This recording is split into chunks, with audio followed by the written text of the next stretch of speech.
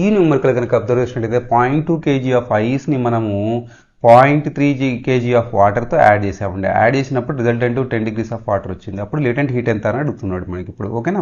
So heat formula వచ్చేసి delta queue equals to MC delta tea. ఎవరు heat loss అవుతున్నారు? ఇక్కడ హీట్ లాస్ ఈక్వల్స్ టు ఎవరు heat gain అవుతున్నారు అంటే వీణ హీట్ గెయిన్ అవుతున్నారు. ఇది ఈక్వల్స్ టు ఇది క్యాలరీమెట్రీ ఫార్ములా మనకి. ఒక heat loss formula MC delta T, heat gain formula MC delta T. మరి ఇక్కడ ఎంఎల్ ఎందుకు వచ్చిందని అంటే ఈ ఐస్ వాటర్లో కన్వర్ట్ అవ్వడానికి దాగి ఉన్నటువంటి హీట్నే మనం ఏం చేస్తాం, లేటెంట్ హీట్ అంటాం. దాన్ని యాడ్ చేయాలి కదా మరి.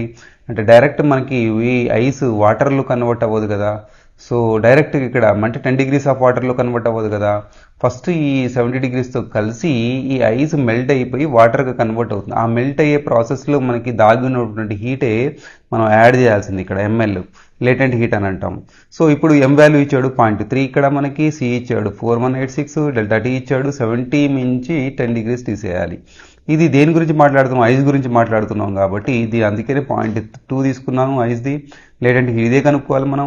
ఇక్కడ ఐస్ గురించి మాట్లాడుతున్నాం కాబట్టి 0.2 into C specific 4186, delta T వచ్చేసి 10 degreesలో నుంచి 0 degrees తీసేస్తే మొత్తం క్యాలిక్యులేట్ ఇది వచ్చింది, ఇది క్యాలిక్యులేట్ ఇది వచ్చింది.